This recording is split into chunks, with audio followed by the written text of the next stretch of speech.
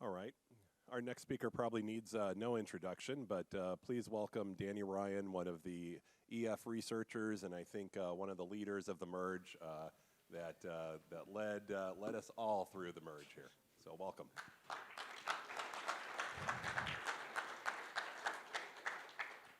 Hello. Ooh. Yeah, my name's Danny Ryan. Thanks for having me. This is an exploration in me trying to think a bit deeper about some of the concerns I've had around, how proof of stake is evolving, different players in the ecosystem, and also how that relates to broader concerns. So this is called checks and balances, maintaining rationality across the stack. This is the first meme I've maybe ever made, so shout out to Light Client for supporting me through this. There's certainly like a running kind of thing around staking and also around like a lot of things in blockchain, like consolidation is optimal, it's natural, stop fighting it, let's build monopolies together. I tend to be on the left side where I'm just like, nah, dude, diversity is good, but I don't, and I have like some reasons and rationality, but like I really want to move into the right side where I'm like, I have a bit more nuanced and, whatever that guy's called, take on this. So there's a lot of questions that kind of fit into this diversity metric, and I've been trying to think: is there a common thread? Why do we want why do we want to avoid like one LSD dominating? I put a little T there because I'm not supposed to say LSD anymore, but I'll just LSD school. But why avoid all ETHs being staked rather than like only a subset of the total supply being staked? Why do we want multiple clients? Why do we optimize and have a proliferation of mini L2s instead of just like one execution stack? Why do we have many stablecoins? Why do we want a multitude of oracles? And well, we don't necessarily have many stablecoins, but we should. Why even like getting into the real world, like a lot of regional and jurisdictional diversity across who's running nodes, who has capital, who's building applications, all that kind of stuff. And so the question is, is there a common thread? And the common thread is diversity's good. But we'll get into a bit more formal look at that. I'm still tickled by ChatGPT, the fact that or Dolly or whatever, it just makes this stuff. This means nothing, but it's just kind of cool. So set theory, an abuse of the term. So I was talking about some of the, like how we want to disentangle sets. We want to have many different entities staking. We want to have a difference between staked capital and the rest of the capital. We want to have, there to be far more users than there are ETH holders, so that we have this kind of disentangled sets across the stack. And I was talking about this, I think, on Bankless for the first time. I talked to Mike a bit about it, and I had like a draft blog post, and I always take a really long time to publish these things, and then like I wake up one day and Mike had published a blog post digging deep into the like 5 sentences I had talked to him about. So if you want to see a much more, he's actually probably, I think I'm on the left, and then he's on the right, so check it out. Great blog post, an exploration of some of these ideas we're going to dig into. Shout out to Mike. So I'm going to use his notation. These like greater than sign generally just means like far larger. When I say A and B, I mean the size of A and the size of B, not necessarily A. And then this little squiggle sign they're approximately the same size rather than having this disproportionate relationship. So when we're thinking about sets and sets across the stacks, this is, I'm going to claim, is good. This is healthy. If A is far larger than B, then A gets to be a rational observer of B. A is not like totally entangled with B, and if B totally blows up, A is probably fine. As opposed to if B now becomes much larger, is approximately the same size as A, now if there's an issue in B, A is no longer really a rational observer. They're totally entangled in B. And if B blows up, like A's screwed. And we can dig a bit deeper into that. So concretely, let's think about some sets. If we're looking at users all the way down to staking, the set of users is larger than the set of holders. or equal. Today it's probably similarly sized, but in a world in which Ethereum is adopted across the globe, the people that are actually like holding this as an investment asset would be much smaller, or could be much smaller than the users. Holders are greater than or equal to the size of stakers. Not all capital has to be staked. And then stakers is greater than or equal to the participation in any one staking entity or protocol. Each, I'm going to claim, is optimally if you have this greater than sign rather than approximately the same size. You can also look at this in relation to capital. It's kind of a similar mapping, but ETH is larger than stake capital. Stake capital is larger or equal to the amount of capital that's in a single protocol. So before we dig into these sets and the relationship between these sets and what can go wrong as different things happen, I just want to look at proof of stake. Often we design, like we think primarily around like the first order incentives when we're designing proof of stake and the incentives around it. So do X, you make some money. Don't do X, you lose some money. For example, you sign that attestation on the canonical chain, probably make some money. If you don't do that or sign something incorrect with respect to the canonical chain, you lose some money. And then there's this like larger incentive, do Y, lose it all. Y would be like attack the chain, double finality. And Y generally, if you're going to lose it all in proof of stake design, requires a large threshold. And we attempt, X is like very kind of default enforced automatically. Y is attempted to be forced automatically through like the inclusion of on-chain messages. But ultimately, even if there was censorship of those messages, you could enforce this socially as a failsafe. There's also second order incentives that like are very valuable. Like the and often this comes into like if I break the game, I can't play the game anymore. So why would I break it?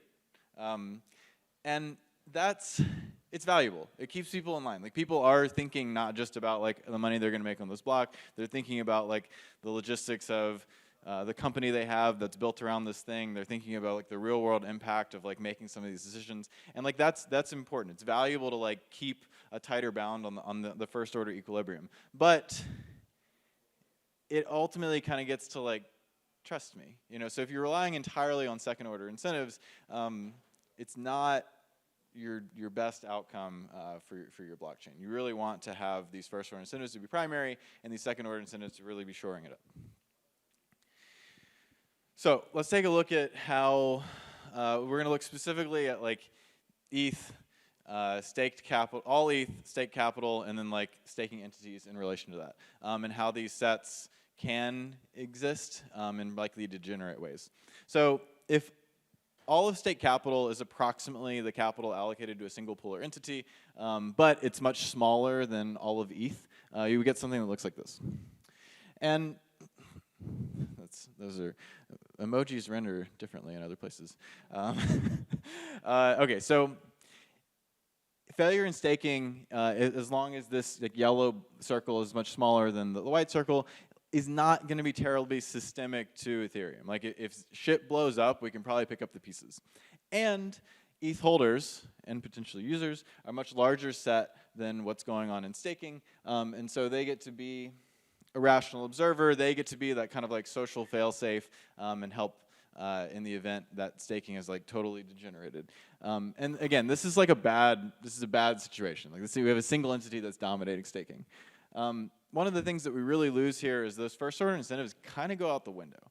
Like a single entity, they can censor, they can do all sorts of things that kind of like bypass the default mechanisms that like keep them in line. And so we get into like the, okay, but trust me. And so it's bad. It's very bad. It's not the outcome we want, but at least we have, you know, they're probably not gonna, if they do something terrible, we'll be able to pick up the pieces, and we get this kind of like rational observer, which is like the rest of all ETH and users keeping their eye on this thing. This other degenerate set relationship is if all the staked capital, let's see. Yeah, so if all state capital is much larger than the capital in a single entity, so we have many entities filling this yellow box, but the yellow box has grown to be, the yellow circle has grown to be the size of all ETH. And so in this relationship, we're at like a 90% of all ETH is staked. This is bad in a different way. Failure in staking becomes systemic. Like, if staking blows up, like, the ecosystem's fucked. Like, it's really hard to pick up the pieces when, like, almost all of the asset is entangled in this one thing. This starts kind of looking like the DAO or something like that. And social recovery becomes less of like an obvious thing, where the holders are supposed to like be kind of a rational observer of the staking and potentially be like the social recovery of last resort, but all of a sudden, like, they're not necessarily, they're very entangled in the staking, like by default, because all ETH is staked. You could imagine maybe there's another circle where it's all users, and like the users are ultimately the social recovery, and they could be a much larger set than this and not really give a shit about the holders, and be the kind of like the social recovery of last resort. But it's not really the world we live in right now. At least we get first order incentives still, because like we have a healthy staking ecosystem where like the core incentives that are built in there work, and we get the second order incentives, like people generally, thinking about second order things going on here. And then we get this like really bad when you combine the two, the bad of the two. So all state capital is approximately allocated to one entity, and all ETH is approximately staked. This failure in staking is systemic. Social recovery just like stops making much sense. First order incentives are out the window, and really we're just kind of in trust me. And trust me, and we'll all like hang out, and it'll be fine. This is not the world we want to live in. I think that this is a very dangerous world. I think any of these potential mappings is certainly very degenerate. But this is definitely the worst. So I did want to take a look at the DAO. So the DAO was really exciting. It was actually when I first started paying attention to Ethereum, someone sent me like a New York Times article and was like, dude, check this out. I was like, whoa. I knew about Bitcoin, but didn't really know what you could do with programmable platforms like this. And I was very excited. There was like a fervor, there was an energy. I wasn't really part of the community, but just like started looking at this and was like, holy shit. And it was like very, like, what if? Like, this is going to change the world, which, we're getting there. But, like, the DAO was like, this is going to change the world, definitely. But at the same time, I was also like, this is a really bad idea. And the first mainnet transaction I ever sent was sitting on a couch with my friend and said, this is not going to end well. And it didn't. But it got me hooked. I mean, that was, like, my first little hit of Ethereum. So in this, 14% of all ETH was put into the DAO. And you could potentially argue like the amount of ETH capital is much larger than the amount of ETH in the DAO. And so like probably okay, maybe we're not quite at the systemic nature, but the amount of DAO ETH in relation to like all other applications was comical. Like there wasn't really anything else going on. I don't think, I'm pretty sure ENS had not launched. Like we were hanging out playing with Mist browser. I don't know. There was maybe an NFT. I'm not sure. There was the unicorn thing. You could get unicorn tokens, and then you could put them in this other contract, and then grind in the unicorn grinder, and they get unicorn meat tokens. That was like the extent of what was going on in Ethereum, other than this thing. So it was systemic, and there were deep concerns. Like at that point, proof of stake was like just around the corner. It was going to launch in like a year, and there were deep concerns about the relationship to proof of stake. Like if this attacker got 14% of all funds, so from that perspective, it certainly like was in the systemic realm. Another thing is that we could look at the capital allocation, but we could also look at the users. Like DAO users, there was an entire almost overlap of DAO users and Ethereum users. Like pretty much if you used Ethereum, you put something in the DAO. There's probably some people that were a bit wiser than I and did not. But like most people were entangled. And like probably the miners like were all excited and put money into the DAO. And like everyone was entangled in the DAO. And we know what happened. Everyone decided, okay, well, we can't have this happen because it's systemic with respect to the total ETH that's going to break the system. And like we can't like view it as a rational observer because like my money's on the line. And so what happened? There was a hard fork. They did the DAO recovery. It was probably the right thing to do, but it was a fucking disaster. And like if either of those things had been different, it probably would have gone a different way and been a bit less of a disaster. So we had systemic amounts of capital, we had entanglement of social sets, and definitely a loss of rational observation. So let's not let staking become the next DAO. It could. We could have a huge fucking disaster, and honestly, at this point, like I don't think the DAO like has scars, like deep scars that lasted for a long time. I think that it'd be hard to get out of a disaster like that again these days. But how? Whoa. So this is kind of what we want, right? We want stake capital to be smaller than all of ETH so that we get a disentanglement of that set. We don't get like every single entity and every single piece of capital like totally entangled in the staking thing. And we want stake capital to be managed and operated by tons of different entities instead of just a singular one. And we don't get this for free. So how do we do this circle first? There's probably some in-protocol stuff that we can do. So there's potential adjustments to the rewards curve, likely making it able to go negative. So if you wanted to target, say, 10%, 20%, 30%, I think like 20% of stake is staked today, you ultimately have to disincentivize capital. You have to, like, over certain thresholds, start saying, get out of there. There's a lot of different research going on this. I don't have like a very concrete instantiation to give you here, but likely the curve needs to be adjusted. But something else, and this emoji that's a fire. I don't know. Likely the protocol needs to become aware of MEV. This is because MEV is very spiky, as you know. It's already a centralizing factor. Like if you have just a handful of validators, you're a home validator, you're going to get far below the average, likely, of total rewards with respect to MEV because of the spiky nature. You're not going to get that like random one really big thing. Whereas if you have pooled capital, you can end up getting closer to that average. And so that's bad today. It's a centralizing factor today. It's a reason that you might not stake with a small pool or stake at home.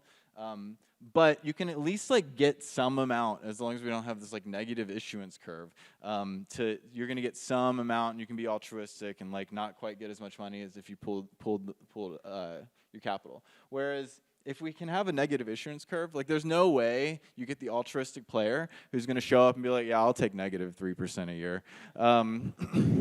And so we really need MEV awareness such that the protocol can burn or distribute or do whatever the hell it wants with the MEV in a way that is kind of smoothed across validators. So that's like stake rate targeting, essentially like protocol changes to bound this inner circle with respect to that outer circle. How am I doing on time? All right, cool. Sweet. Now I'm blowing through this thing then. So then we have this other circle. We want it to look like this. It could obviously look much different. You could have the pink circle kind of dominating it or taking up most of it. And it's a bit less clear what to do here. And that's because the protocol doesn't really know about pools. The protocol doesn't know that my capital is different than your capital, or know that like actually our capital is pooled and one entity runs it.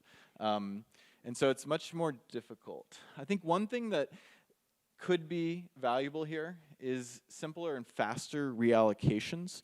So in the event that you are pooling with somebody and having somebody else operate your capital, being able to say, you know what, entity X, I need to shift it because I don't like what you're doing, I don't like the threshold you've gotten to or whatever. Right now, that's a very arduous process, right? Like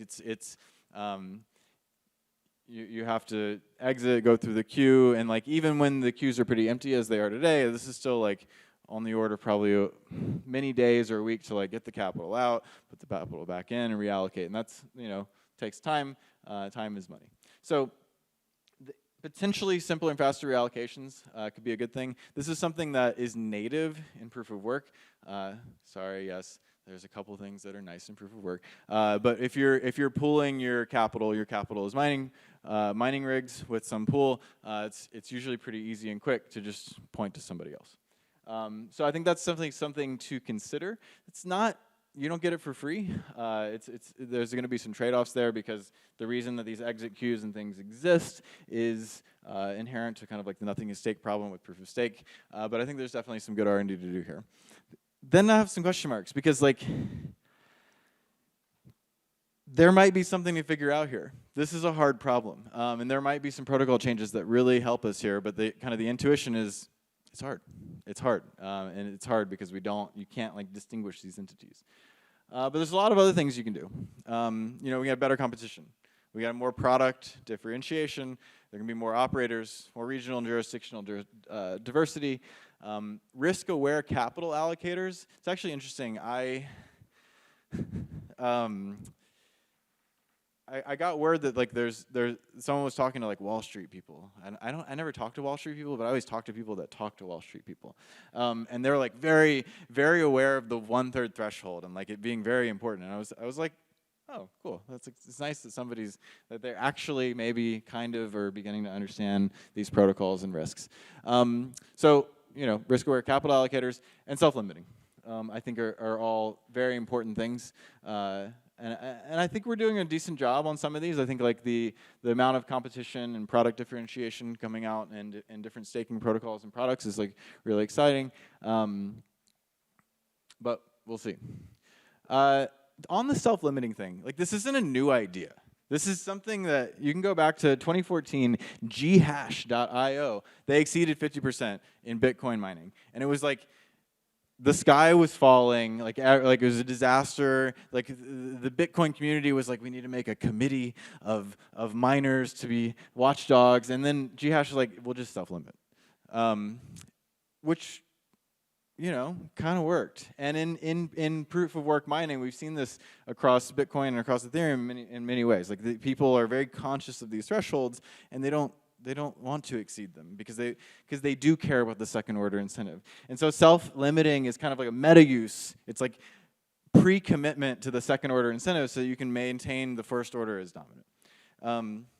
And I just don't think it's very unreasonable for proof of stake to you know, for players in proof of stake and the ecosystem to kind of demand these things, because crypto economic systems they have their limits. Everything has its limits. And like, if you cartelize and pool capital over certain limits, like, you break the system. Like, every system can be broken, and that's like how you break crypto economic systems, is you make a cartel. So let's, you know, demand not having cartels. Cool. Another thing is, you know, you can take this lens and look at it across the stack. It's worth reducing systemic risk and diversifying across the stack. You know, it's like, it's better to have many stablecoins than one. It's better to have stablecoins across many jurisdictions than one. It's better to have not just one company maintaining most of the stablecoin, which then is like piped into the decentralized stablecoin to back it as an asset. Like there are so many, like we need a proliferation of diversity here to reduce the systemic nature of stablecoins. L2s, like by default, so we used to think about execution sharding, like do data availability, layer on native execution. Honestly, like just for the sake of diversity, like for many, many reasons, I'm so excited that we ended up going in this L2 path, where like there's many different ways to try to do things. There's many different ways, you know, one can break and not all the other ones. And so the diversity across L2s, oracles, DAOs, languages, client diversity, I think we've done like a huge win there. Tools, widgets, just down the stack. Diversity is like very good, and I think you could do a talk about many of these, and about you could make your little bubbles, and you could show the bubbles, and you could talk about the risks in relation to making the bubbles too big or too small. And when not possible, follow Unix philosophy. I think when I first got into Ethereum, I thought we'd see a lot more like small, isolated, like very correct and non-upgradable widgets, where like if everyone's using that little widget, it's like not actually a systemic threat because you don't have a DAO governing it. You don't have like a huge attack surface. And it'd be really nice to see us attempt to adopt some of this unix philosophy and layer much thinner applications on top of like well-tested and things underneath the hood. Again, ChatGPT is pretty cool, so I asked him to make that, and it's got little circles, and yeah, anyway. Thanks for letting me rant.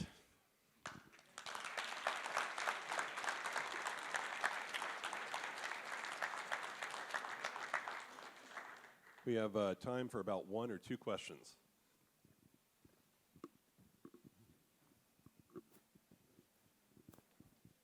Hey, Danny, thanks for the talk. You had outlined the 2 problems, basically, that we don't want the staking to, the set of stakers and staked ETH to be much smaller than the set of all ETH. And also the one that we don't want one party to dominate the set of staked ETH. The second one is really hard to solve. In the first one, it would be possible to target, let's say, some percentage of all ETH, let's say 20%. There could be, like, from the protocol perspective, it's visible how much ETH is staked. Right. Has it been any work done on that front, or basically? Yeah, so I mean, if you go and look at some of Vitalik's papers, like I don't even think they're on like a GitHub, some really interesting PDFs from like 2016, 2017. Some of it is around like target stake rates, and the assumption based off of like the way the rewards curves work that were launched at phase 0 and still exist today, were that something on the order of like 10 to 20%, 10 to 30% would be staked. We were woefully ignorant of MEV, right? And MEV has the ability to, like, depending on the regime and the amount of kind of what's flowing in on top of Ethereum, the base issuance almost doesn't even matter, or could not even matter, and so you can get far exceed the 90%. I will say that Davida, the guy sitting right in front of you, and a number of people on the rig team are spending a lot of time thinking about what, obviously, you can observe, like as you say, but once you observe, what do you do with that observation? What are the optimal, how do you like change the reward curves and things to do in an optimal way? So I think we will see probably over the next 6 months a lot more in terms of blog posts and some fundamental research to help us make some decisions over the next couple of years. Yeah, thanks a lot. And to the second one, basically helping, that's the hard question, helping to have the stakers as decentralized as possible. Do you think it would make sense making the protocol itself be more aware of the staking gaps, so they are more easily built on top of Ethereum, or it probably doesn't matter? Oh, so like native pooling and things like that. I think certainly an open conversation. It's a much bigger design change, and I think would not be done lightly. I mean, I think any changes at this point are not done lightly. But even then, if you make a pool that's too big using native pooling functionality, you just make 2 pools, and the protocol doesn't know. And so maybe there's some fundamental thing that I don't understand, and we can figure it out. But I think it's probably fundamental that the protocol can't know without some sort of governance, social, or whatever, which I think we would also want to avoid. So it's a hard problem. All right, one more question over here. You talked about MEV awareness. Will that require in protocol PBS, and if so, is that going to be worth all the complexity and all the cons that comes with that? I think there's some PBS people in the back. I believe that there are, so it's like you're MEV aware, and then what do you do with it? You either smooth it or you burn it. It doesn't really matter, but MEV awareness is probably the more important side of it. I believe that there are constructions. I believe that, I don't know, do you need PBS? Last I checked, I think you do. Yeah. So PBS is kind of a monster. Right now we have like a pretty fragile but something seemingly working kind of relay thing to externalize the PBS. I think that likely we have to go to kind of a trustless sort of market around building and not have the relays be the last actor of resort. So yeah, we need it. All right. Well, thank you very much, Danny, for an excellent presentation. Please, another round of applause. Thank you.